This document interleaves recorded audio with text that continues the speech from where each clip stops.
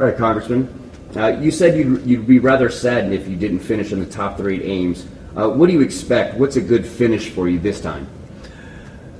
Well, in the top 3. That's what I would hope to do, and I expect to do it. But, we don't know exactly. Nobody knows. But things are going well, so I expect us to do well.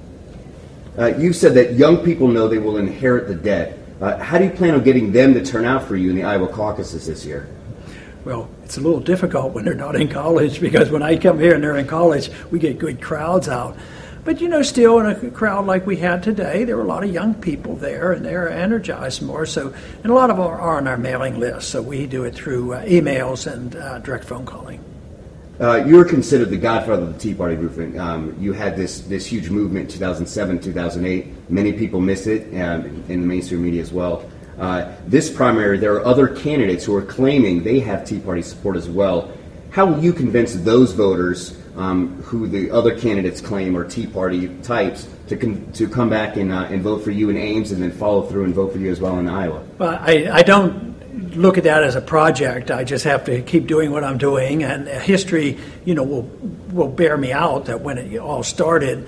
But I don't like to be claiming too much, and I don't think others should do it as well. I think the people can sort that out. So how will you convince them to say this candidate or that candidate doesn't share the same values as I do, and you should vote for me instead? Well, the only way I can do it is counteract it with my beliefs. And today, in that talk I gave today, I explicitly explained my position on foreign policy, monetary policy, the Patriot Act, personal liberties, and it's different than the other candidates. And I think most people will come to realize that they're closer to the establishment, they're closer to the status quo and neoconservatism.